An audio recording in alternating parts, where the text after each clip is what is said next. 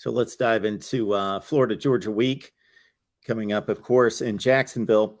So I was watching a show yesterday, and the game was brought up on the SEC network, and both guys just dove right into Anthony Richardson. This game is on him. It's all about him. They said, is it that really simple, the deciding factor in this game? And they both dove straight in on Anthony Richardson. I don't see it. I understand he's the quarterback. Of course, it's important. And I understand the other factor that the ceiling is so high that he could just bust out and have an amazing game versus the floor is still pretty low based on those wild card kind of performances he gives you. So I get it, but man, a lot riding on this guy.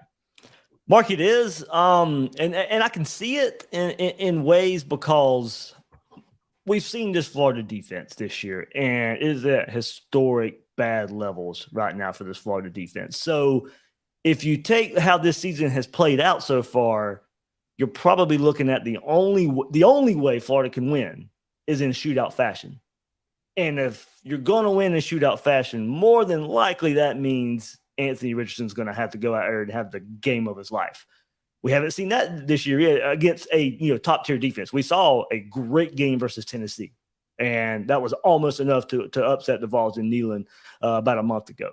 And we've seen the great performance versus Utah in the first game of the season as well. But given this Georgia defense and their reputation, he's going to go out there and have to play the game of his life. He puts up the same stats versus this Georgia defense as he gives against Tennessee. Well, that's even better because we know the level of this Georgia defense, but it may take that type of performance to get this upset, to get Florida's 22-point underdog. This is the largest spread ever in this game, at least dating back to 95, when people can kind of go back and start looking at it. Even those 90 teams with Spurrier and Georgia wasn't that good. I think the largest spread was 19 points.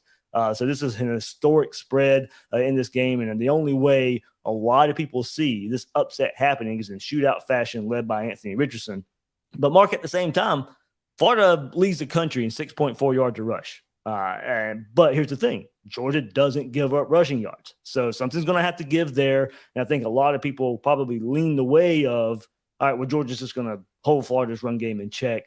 That is going to put the game on Anthony Richardson's shoulders. So it is probably an easy way out, Mark, but sometimes the easy way out is the right way to look at a game. And more than likely, if it plays out the way we have seen this season play out so far, Anthony Richardson is going to have to go out there and play the game of his life for the Gators to have an upset chance.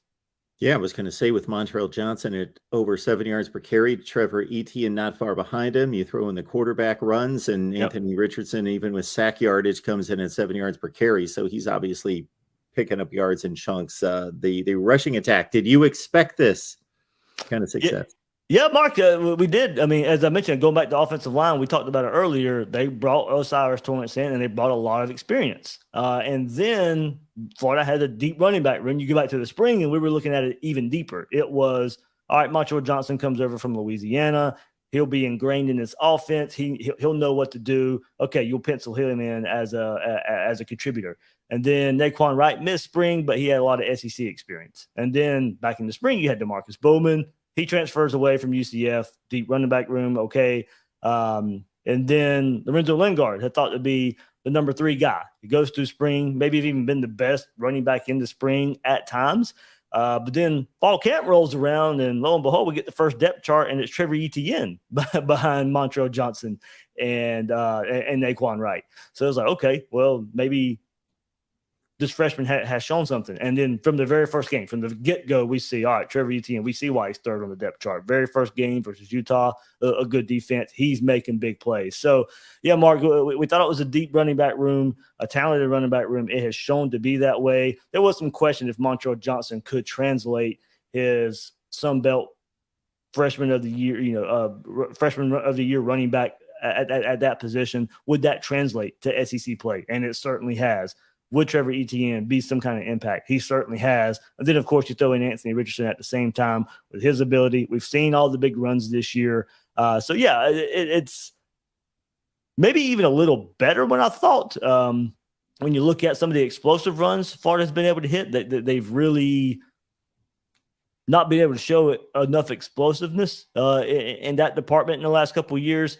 So yeah, his deep running back room, experienced offensive line, got one of the best offensive linemen in the country there with Osiris Torrance. He was banged up, Mark. He didn't play the last game for the Gators versus LSU, but Billy Napier did say on his Monday press conference he is back at practice this week and he'll be full go for Georgia. David Waters, Gators Breakdown, and please give us a like here at the Voice of College Football. Subscribe and get on over there to Gators Breakdown.